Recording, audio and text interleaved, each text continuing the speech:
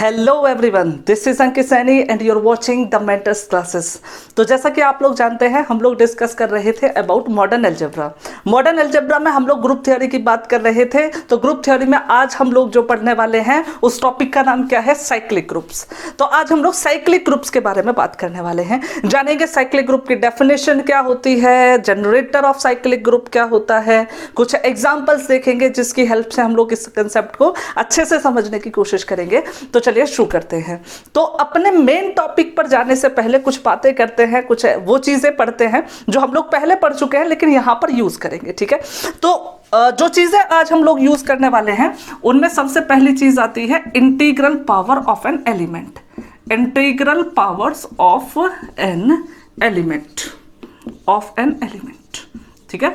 तो हम लोग बात करने वाले हैं integral power of an element के बारे में, किसी भी ग्रुप के एलिमेंट की इंटीग्रल पावर के बारे में। ठीक है, तो यहां पर मेजरली दो टाइप के इंटीग्रल पावर्स के बारे में बात करने वाले हैं। देखें भाई, सपोज करो कोई ग्रुप है, ठीक है, और वो भी कैसा ग्रुप है? Under multiplication. ठीक है, कोई ग्रुप है, वो भी कैसा ग्रुप है? Under multiplication. ठीक है, सपोज करो इस ग्रुप जी का कोई भी एलिमेंट मैं उठा लेता हूं ए।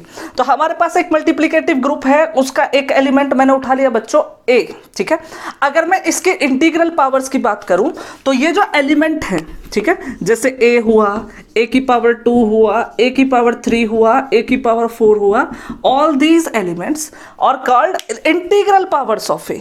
इनको बच्चों हम लोग क्या बोलते हैं? इंटीग्रल पावर्स ऑफ ए बोलते हैं। ठीक है, तो ये सारी की सारी क्या है? ए की इंटीग्रल पावर्स हैं। ठीक है, अगर इसी तरीके से मैं एक दूसरा ग्रुप जी कंसीडर करता हूं और इस बार इसका जो ऑपरेशन है वो क्या है बच्चों? एडिशन है। ठीक है, इस बार जो ऑपरेशन है इस ग्रुप का वो ऑपरेशन क्या है? एडिशन है। और इसका कोई मैं एलिमेंट सेलेक्ट कर लेता हूं ए।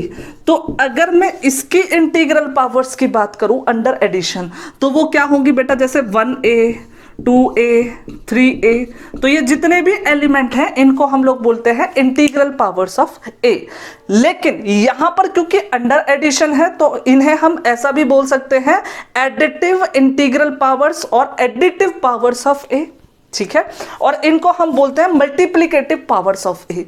और दोनों को अगर जनरल वे में बोलना चाहें तो इनको हम बोलते हैं इंटीग्रल पावर्स ऑफ ए। ठीक है, यहां पर पावर नेगेटिव भी हो सकती है, बिल्कुल सेम यहां पर नेगेटिव नंबर्स भी होते हैं, हो सकते हैं नेगेटिव इंटीजर्स भी हो सकते हैं। ठीक है, और एक और बात कि ये जो हम लोगों ने एडिटिव पावर्स लिखी हैं इनको हम लोग ए के मल्टीपल्स भी बोल सकते हैं, ए के इंटीग्रल मल्टीपल्स भी बोल सकते हैं।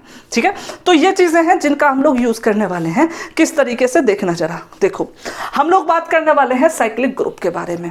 तो साइक्लिक ग्रुप पे जाने से पहले हम लोग क्या करते हैं? एग्जाम्पल से स्टार्ट करते हैं, एग्जाम्पल से समझने की कोशिश करते हैं कि हम लोग करने क्या वाले हैं। ठीक है, तो एक सिंपल सा एग्जाम्पल लेते हैं, धीरे धीरे चीजें समझ आएंगी, देखना जरा ध्यान से।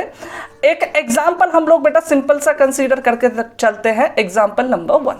ठीक है, ध्यान से देखेंगे। देखो, तो एक ग्रुप है ना, कंसीडर द ग्रुप, एक ग्रुप है जिसको हम लोग स्टडी करने वाले हैं। क्या है? G is equals to 1 - 1 iota minus iota under multiplication. ठीक है, अच्छा, तो ये ग्रुप ले लिया हमने, कौन सा? G is equals to 1 - 1 iota minus iota. ठीक है, और इसका जो बाइनरी ऑपरेशन है बच्चों, इस ग्रुप का बाइनरी ऑपरेशन क्या है? इस ग्रुप का बाइनरी ऑपरेशन है मल्टीप्लीकेशन। ठीक है, अब मैं क्या करता हूं, इसका एक एलिमेंट उठा लेता हूं, है ना। नाउ कंसीडर, एक एलिमेंट हम लोगों ने ले लिया बेटा, कंसीडर A, ठीक है, is equals to I belonging to G। मैंने इसका कोई एलिमेंट ले लिया A जो क्या है? I है, और किसका एलिमेंट है? G का एलिमेंट है। अच्छा, अगर मैं इस I की इंटीग्रल पावर्स, है ना, कैलकुलेट करना चाहूं तो देखेंगे जरा क्या होगा। देखो, अगर मैं I की पावर 0 करता हूं तो डेफिनेटली कितना आएगा? आइडेंटिटी मतलब 1 आएगा। ठीक है, I की पावर क्या करता हूं? 1 करता हूं तो डेफिनेटली I आएगा। I की पावर 2 करता हूं तो आप लोग जानते हैं -1 होगा। और अगर मैं I की पावर 3 करता हूं तो बेटा आप लोग जानते हो क्या होगा? ये -I होगा, है ना। इसी तरीके से अगर मैं I की पावर 4 करता हूं तो क्या मिलेगा? 1 वापिस से आ जाएगा। ठीक है, इसी तरीके से चीजें रिपीट होती जाएंगी। ठीक है, तो इस एग्जाम्पल में क्या खास देखा वो बात करते हैं। देखो, भाई सिंपल सी चीज है, अगर ध्यान से देखोगे एक ग्रुप है, ठीक है, उसके अंदर 4 एलिमेंट है। एक ग्रुप है उसके अंदर कितने एलिमेंट है बेटा, उसके अंदर 4 एलिमेंट है। उनमें से हम लोगों ने एक एलिमेंट सेलेक्ट किया, वो क्या है, आई। और अगर मैं आई की इंटीग्रल पावर्स कैलकुलेट करता हूं तो मुझे क्या मिला, ध्यान से देखना। अगर मैं आई की इंटीग्रल पावर्स की बात करूं तो मुझे 4 डिस्टिंक्ट एलिमेंट मिले, और ये चारों ही एलिमेंट किसके हैं, जी के एलिमेंट हैं, और जी के अंदर यही 4 एलिमेंट है ना। यहीं पे लॉजिक है, यहीं पर इस हमारी जो चीज है जिसको हम देखना चाहते हैं वो यही है कि क्या, कि एक ऐसा ग्रुप है जिसके अंदर एक ऐसा एलिमेंट है जिसकी इंटीग्रल पावर से हम लोग क्या कर सकते हैं, उस पूरे जी को जनरेट कर सकते हैं, उस जी के हर एलिमेंट को उस एक एलिमेंट की इंटीग्रल पावर की फॉर्म में लिख सकते हैं। तो ऐसे ग्रुप जो होते हैं, ऐसे ग्रुप्स को ही हम लोग बच्चों क्या बोलते हैं, साइक्लिक ग्रुप बोलते हैं। और ऐसे एलिमेंट को जिसकी हेल्प से इस ग्रुप को जनरेट किया जा सकता है, हम लोग बोलते हैं जनरेटर ऑफ द ग्रुप। ठीक है, क्या हुआ, डेफिनेशन लिखते हैं प्रॉपर वे में, फिर आगे देखेंगे। देखें जरा डेफिनेशन। अगर मैं डेफिनेशन की बात करूं, डेफिनेशन ऑफ साइक्लिक ग्रुप, तो साइक्लिक ग्रुप की डेफिनेशन क्या बनी वो देख लेते हैं, ध्यान से देखेंगे बच्चों, जरा देखें। ठीक है, क्या है, देखो, A group G is said to be a cyclic group, said to be a cyclic group if each element of G can be written as an integral power of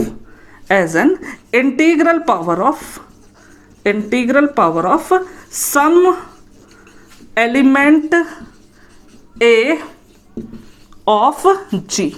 मतलब कि क्या, अगर ग्रुप जी के, ठीक है, अगर ग्रुप जी के हर एक एलिमेंट को, अगर ग्रुप जी के हर एक एलिमेंट को उस जी के ही किसी एक एलिमेंट की इंटीग्रल पावर के फॉर्म में हम लोग लिख सकते हैं, तो बच्चों उस ग्रुप को हम लोग क्या बोलते हैं, साइक्लिक ग्रुप। ठीक है, अगर हम इसे और प्रिसाइज तरीके से लिखना चाहें तो किस तरीके से लिखेंगे वो देख लेते हैं। और ठीक है, क्या है, ए group G is said to be a cyclic group if there exists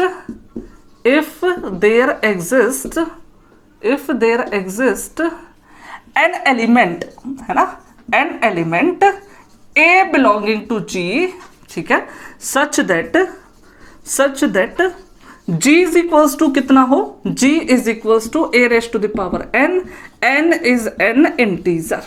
ठीक है, अगर कोई ग्रुप इस तरीके का है कि हम लोग क्या कर सकते हैं कि उसके अंदर एक ऐसे एलिमेंट की एग्जिस्टेंस देख सकते हैं कि जिसकी पावर्स को, है ना, जिसकी इंटीग्रल पावर्स को कलेक्ट करने पर हमें क्या मिलता है, G मिलता है। ठीक है, इन दिस केस, अगर इस केस की बात करें तो ये जो एलिमेंट ए है ना, ये जो एलिमेंट ए है, इसको हम लोग बच्चों क्या बोलते हैं, जनरेटर ऑफ जी, है ना। तो in this case this element A is called generator of G. तो इस वाले केस में हम इस ए को क्या बोलते हैं बेटा, जनरेटर ऑफ जी बोलते हैं। और इस सिचुएशन को रिप्रेजेंट कैसे करते हैं, एंड रिप्रेजेंट इट बाय, ठीक है, किससे डिनोट करते हैं, ध्यान से देखेंगे, G is equals to cyclic a. ठीक है, मतलब अगर ग्रुप जी का जनरेटर ए है तो हम उसे किस तरीके से डिनोट करते हैं, G is equals to cyclic a. ठीक है, तो ये सब कुछ हो गया डेफिनेशन के बारे में, है ना। अब आप लोग इसे लिखें, इसके बाद कुछ एग्जांपल्स देखेंगे जिसकी हेल्प से हम इन चीजों को आसानी से समझने की कोशिश करेंगे। तो आप लिख सकते हैं, लिखने के लिए स्क्रीनशॉट ले सकते हैं। चलिए तो भाई, तो सबसे पहले एग्जाम्पल से शुरू करते हैं। तो सबसे पहला एग्जाम्पल जो हमारा होने वाला है वो क्या है, group of integers under addition. Group of integers under addition की बात करते हैं, देखिए जरा। ठीक है, तो हमारे जो एग्जाम्पल है, तो एग्जाम्पल हम लोग देखते हैं, एग्जाम्पल नंबर 2। ठीक है, तो क्या है, consider the group of integers group of integers under addition, ठीक है। तो ग्रुप ऑफ इंटीजर्स की बात कर रहे हैं अंडर एडिशन, ठीक है। आप लोग जानते हैं ग्रुप ऑफ इंटीजर्स क्या होता है, z होता है, जिसके अंदर ये सारे एलिमेंट होते हैं, +-1, +-2, +-3, ऑल दीज एलिमेंट्स, और इसका जो बाइनरी ऑपरेशन है वो क्या है, अंडर एडिशन है, ठीक है। तो यहाँ जो हम इंटीग्रल पावर्स की बात करेंगे वो क्या होंगे बेटा, एडिटिव इंटीग्रल पावर, ठीक है। तो जहां पर हम a की पावर में लिख रहे थे, अब a के मल्टीपल में लिखेंगे उन पावर्स को, है ना। तो ये अभी मैंने बताया था स्टार्टिंग में, तो मेरे ख्याल से यहाँ पर दिक्कत नहीं होनी चाहिए, ठीक है। तो अब अगर मैं इस ग्रुप की बात करूं, ठीक है, तो इस ग्रुप के अगर मैं एक एलिमेंट को उठाता हूं 1, है ना, 1, ठीक है। अब 1 बिलोंगिंग टू क्या है, z है, ठीक है। अच्छा, अगर मैं इस 1 की बात करूं, अगर मैं इसकी इंटीग्रल पावर देखूं, है ना, इंटीग्रल पावर्स ऑफ 1, है ना, इंटीग्रल पावर्स ऑफ 1, ठीक है। तो मैं क्या देखता हूं कि भाई अगर मैं 0 × 1 करूं तो क्या मिला, 0, एक एलिमेंट मिल गया। चलो 1 × 1 करूं तो कितना मिला, 1, दूसरा एलिमेंट मिल गया। अगर -1 × 1 करूं तो कितना मिला, -1, ठीक है। ऐसे ही 2 × 1 करूं तो कितना मिला, 2, -2 × 1 करूं तो कितना मिला, -2। तो यहां से कुछ ऐसा लग रहा है कि इस ग्रुप ये जो ग्रुप है हमारा z of integers under addition module under addition, तो इसके जितने भी एलिमेंट हैं उन सबको मैं क्या लिख सकता हूं, 1 की इंटीग्रल पावर के फॉर्म में लिख सकता हूं, ठीक है। अब इस आइडिया का यूज करते हुए हम लोग क्या करेंगे कि इसके जितने भी एलिमेंट हैं उनको as an integral power of 1 लिख के दिखाएंगे, देखो कैसे, ठीक है।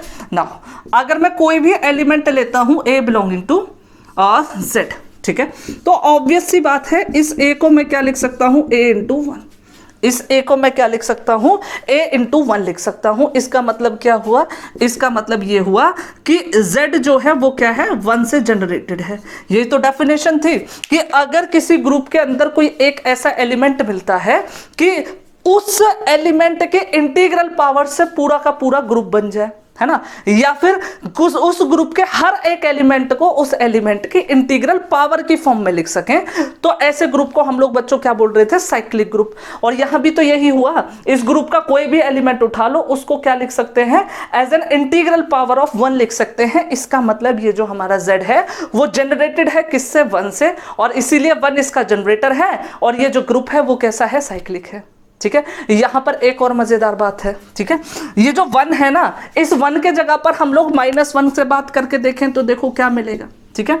अगर a की ही बात करूं, कोई भी एलिमेंट है ग्रुप ऑफ इंटीजर्स से, इस a को मैं -a × -1 भी लिख सकता हूं।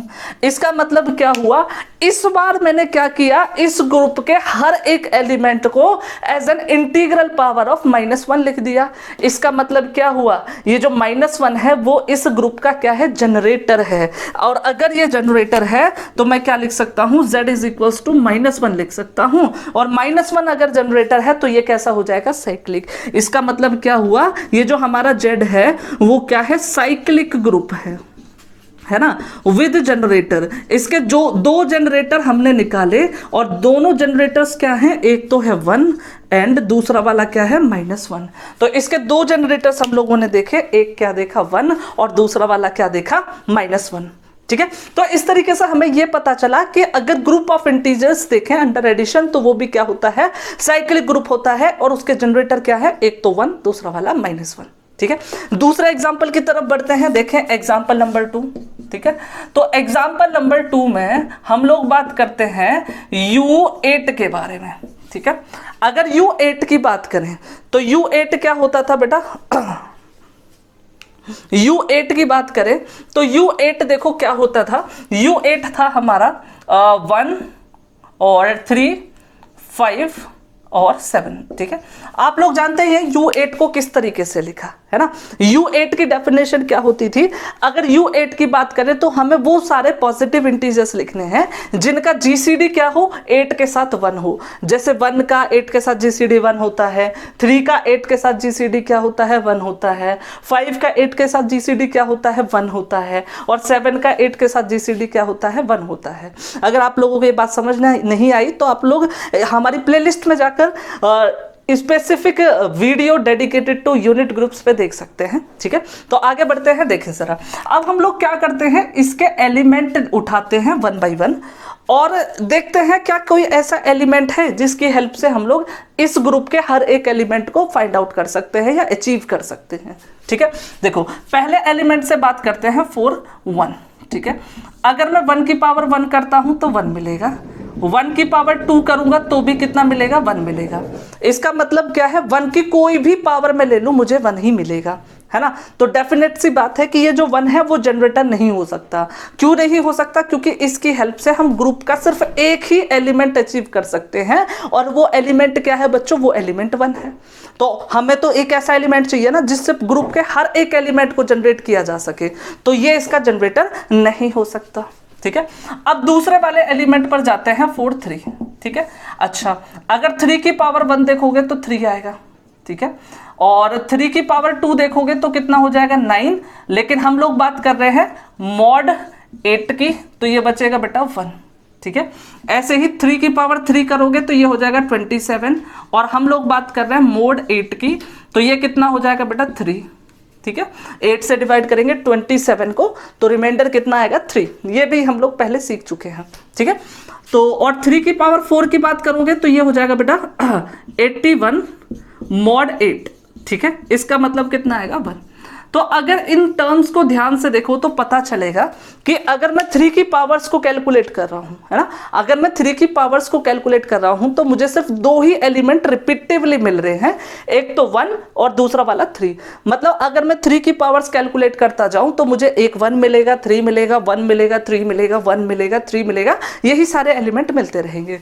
लेकिन इसके अंदर तो 5 और 7 भी है ना, जिन्हें 3 की पावर्स को कैलकुलेट करते टाइम नहीं देखा जा सकता।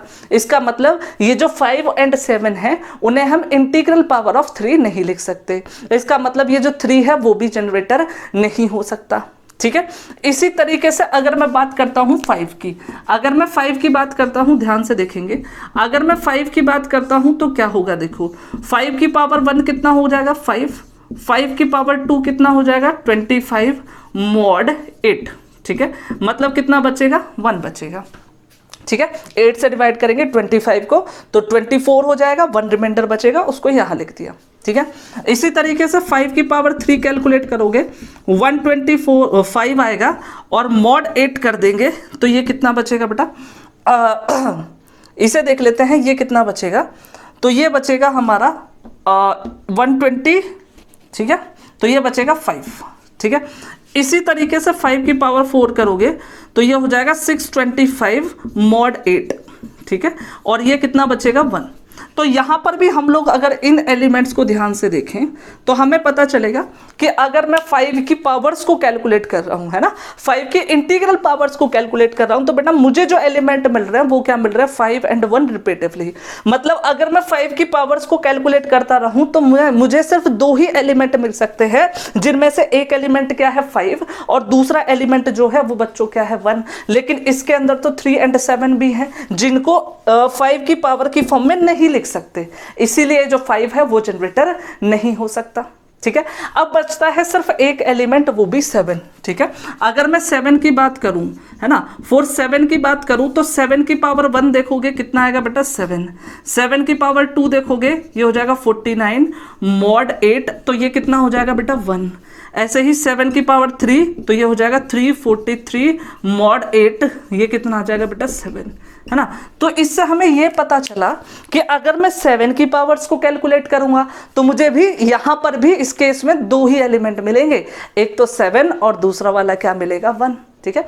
2 ही एलिमेंट को, इस ग्रुप के सिर्फ 2 ही एलिमेंट को 7 से जनरेट कर सकते हैं, बाकी 2 को नहीं कर सकते। इसका मतलब ये जो 7 है ये भी इस ग्रुप का जनरेटर नहीं हो सकता। तो हम लोगों ने क्या देखा कि इस ग्रुप के अंदर कोई भी ऐसा एलिमेंट नहीं है जिससे इस ग्रुप के हर एक एलिमेंट को जनरेट किया जा सके।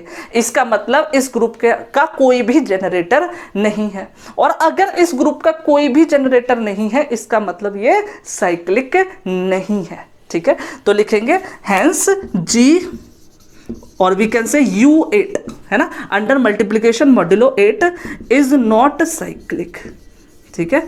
Is not cyclic. ठीक है, तो ये जो ग्रुप है हमारा U8 अंडर मल्टीप्लिकेशन वो साइक्लिक नहीं है। ठीक है, आगे बढ़ेंगे कुछ मस्त एग्जांपल के साथ। उससे पहले आप लोग इसे लिखें, लिखने के लिए स्क्रीनशॉट ले सकते हैं। चलिए भाई, तो बढ़ते हैं एग्जाम्पल नंबर 4 की तरफ। देखें क्या है एग्जाम्पल नंबर 4, ध्यान से देखेंगे बच्चों। एग्जाम्पल नंबर 4, तो इस बार हम लोग बात कर रहे हैं ग्रुप कौन सा है, U10 है ना। कंसीडर द ग्रुप, कौन सा ग्रुप है देख लेते हैं। U10 under multiplication modulo 10, multiplication modulo 10। ठीक है, तो अब हम लोग बात कर रहे हैं U10 के बारे में, जिसका ऑपरेशन क्या है, मल्टीप्लिकेशन मॉड्यूलो 10 है।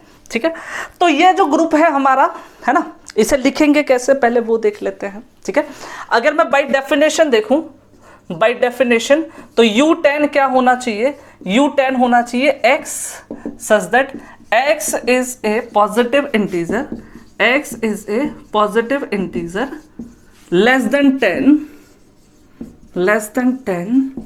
And GCD of x and 10 is equals to कितना है, 1 है।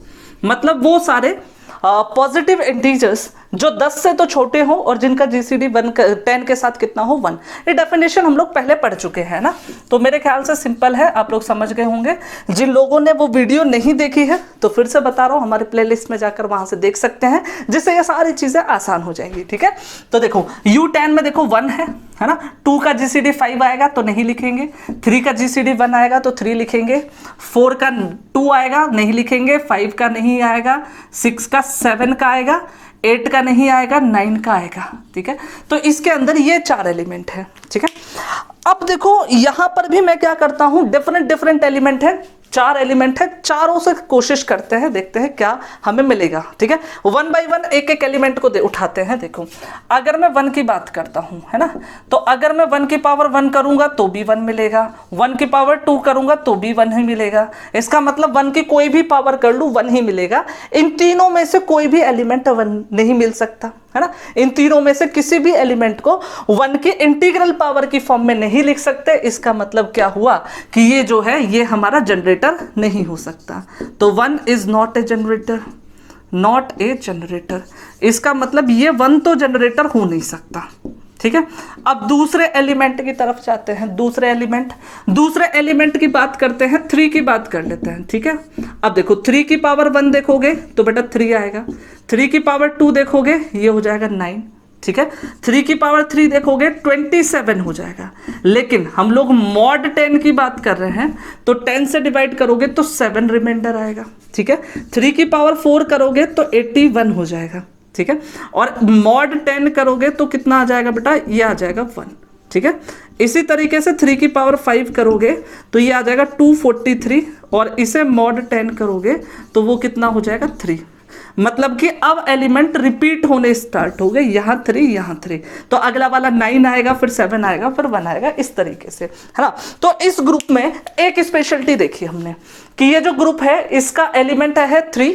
अगर मैं इस 3 की पावर्स को कैलकुलेट करता हूं तो इस 3 की पावर्स से मुझे 4 डिस्टिंक्ट एलिमेंट मिले, और चारों क्या है, उस ग्रुप के एलिमेंट है, और ग्रुप के अंदर यही 4 एलिमेंट हैं। इसका मतलब क्या हुआ, इस 3 की इंटीग्रल पावर से हम लोग इस ग्रुप को जनरेट कर सकते हैं, और इसीलिए 3 क्या होगा, इस U10 का जनरेटर होगा, और U10 क्या होगा, साइक्लिक। ठीक है, इसका मतलब क्या हुआ, ये जो U10 है वो जनरेटर है, किससे जनरेट होता है, 3 से जनरेट होता है, और 3 इसका जनरेटर है, ऐसा भी बोल सकते हैं। इसका मतलब ये जो U10 है हमारा क्या है, साइक्लिक है। U10 इज साइक्लिक, है ना, और इसका एक जनरेटर हमें पता चला क्या है, 3 है। अच्छा, अब क्वेश्चन ये आ सकता है कि क्या जरूरी है किसी ग्रुप का एक ही जनरेटर हो, है ना, तो वो भी जरूरी नहीं है, है ना। हो सकता है इससे ज्यादा भी जनरेटर हो सकते हैं, चेक करके देख लेते हैं। अभी तो हमारे पास 2 एलिमेंट और है ना, उन दोनों को भी ट्राई करके देख लेते हैं, देखें कितना आएगा। देखो ना, अगर मैं बात करता हूं 4 7, है ना, एलिमेंट 7 की बात करता हूं, देखो 7 की पावर 1 देखोगे तो 7 आएगा, 7 की पावर 2 देखोगे 49 आएगा, और मॉड 10 करेंगे तो कितना बचेगा, 9। ठीक है। और 7 की पावर 3 करोगे तो 343 आएगा, और इसे मॉड 10 कीजिएगा तो कितना मिलेगा 3, ठीक है। मतलब 10 से इसको डिवाइड करेंगे तो कितना रिमाइंडर बचेगा 3 बचेगा, है ना। इसी तरीके से 7 की पावर 4 करेंगे तो देखो 3 है, 7 से दोनों तरफ मल्टीप्लाई करी 21 हो जाएगा, मॉड 10 मतलब कि ये कितना आ जाएगा 1।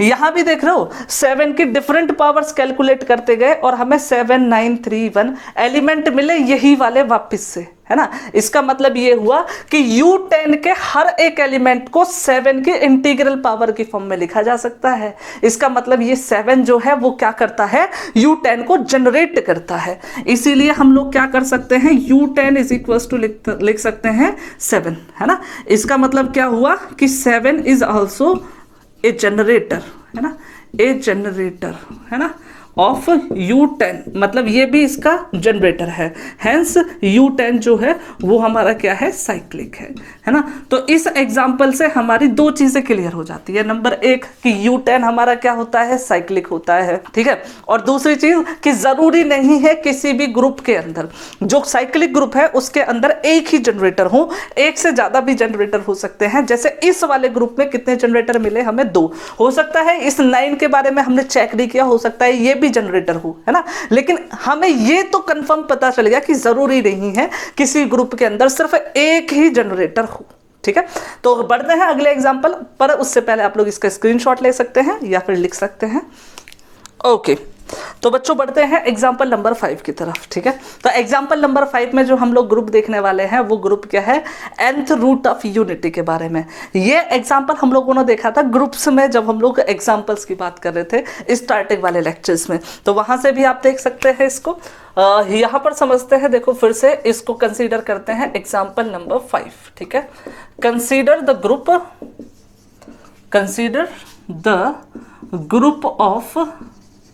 of nth roots of unity, nth roots of unity, ठीक है। nth roots of unity under multiplication, ठीक है। इस ग्रुप को कंसीडर कर लेते हैं, फिर देखते हैं क्या कहानी है, ठीक है। तो हम लोग बात कर रहे हैं group of nth roots of unity, ठीक है। देखते हैं क्या कहानी है, देखेंगे जरा। अगर मैं इस ग्रुप की बात करूं, है ना, तो अगर मैं इस ग्रुप की बात करता हूं तो इसमें क्या है, x है, सच दैट x की power n is equals to कितना है, 1 है, ठीक है। तो इसके अंदर क्या है, वो सारे एलिमेंट है, इसके अंदर क्या है, वो सारे एलिमेंट हैं जिनकी पावर n करने पर कितना आता है, 1 आता है। और अंडर मल्टीप्लीकेशन की बात कर रहे हैं, अंडर मल्टीप्लिकेशन की बात कर रहे हैं। अब ये एक ग्रुप होता है, ये चीज़ हम पहले भी प्रूफ कर चुके हैं, तो यहाँ पर हम इसको जनरली प्रूफ नहीं करेंगे।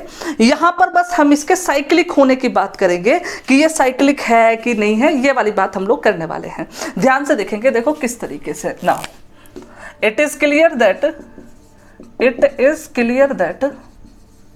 This G is a cyclic group, G is a group, cyclic तो प्रूफ ही करने वाला है ना। G is a group under multiplication.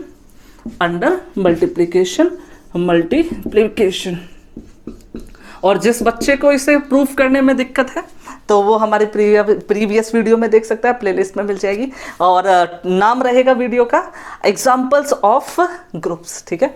तो इसके बाद देखते हैं नाउ एस अगर मैं इसकी बात करूं x की power n is equals to 1 की, ठीक है। अच्छा, तो मैं क्या लिख सकता हूं, देखो ये जो 1 है इसे मैं लिख सकता हूं cos 2k pi plus iota sine 2k pi. k is any integer, ठीक है, कोई भी इंटीजर है, ठीक है। अच्छा, अगर मैं यहां से x को कैलकुलेट करता हूं, है ना। अच्छा, इसको भी तो कुछ लिख सकते हैं ना, आइलर रिप्रेजेंटेशन यूज करके 2k पाई आई लिख सकते हैं, ठीक है। ये क्या है, which is a और we can write by Euler's representation, है ना, बाई आइलर्स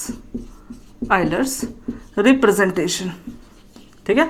आइलर रिप्रेजेंटेशन का यूज करके हम लोग इसे ऐसा लिख सकते हैं। चलो भाई इसका फायदा क्या है देखना। अच्छा, अगर मैं यहाँ x को देखूं, है ना, अगर मैं यहाँ x को देखूं तो वो क्या है, e की पावर 2k पाई i और पावर में हो जाएगा 1/n, जिसको हम लिख सकते हैं e की power 2k pi iota by n, जिसको लिखा जा सकता है e की power 2 pi iota by n और होल पावर क्या लिख सकते हैं, k लिख सकते हैं। ठीक है, तो मैंने क्या देखा कि जो भी एलिमेंट है x, है ना, जिनकी पावर n करने पर 1 आता है, मतलब g का कोई भी एलिमेंट उठा लो x, वो क्या होगा, इस वाले एलिमेंट की कोई भी एक इंटीग्रल पावर होगा। ठीक है, क्योंकि k क्या है, इंटीजर है। इस वाले ग्रुप का कोई भी एलिमेंट उठाओगे x, वो क्या होगा, इस वाले एलिमेंट की इंटीग्रल पावर होगा। इसका मतलब क्या है, ये जो एलिमेंट है ये इस ग्रुप को जनरेट करता है। इसका मतलब हम लोग ये लिख सकते हैं कि ये जो g है वो किससे जनरेट होता है, 2 पाई i बाई n से। इसका मतलब ये इसका जनरेटर है और इसीलिए ये ग्रुप कैसा होगा, साइक्लिक ग्रुप होगा। ठीक है, तो आज की इस वीडियो में हम लोगों ने जाना साइक्लिक ग्रुप क्या होते हैं। ठीक है, तो मेरे ख्याल से आप लोग समझ ही गए होंगे इन एग्जांपल्स की हेल्प से कि साइक्लिक ग्रुप का आइडिया क्या है, ये कंसेप्ट आपको समझ आया होगा। तो मिलते हैं नेक्स्ट वीडियो में, कुछ मजेदार थ्योरम्स के बारे में कुछ देखेंगे, थ्योरम्स, कुछ और एग्जांपल्स देखेंगे और रिलेटेड टू साइक्लिक ग्रुप्स। तब तक के लिए धन्यवाद, मिलते हैं नेक्स्ट वीडियो में। सी यू एवरीवन।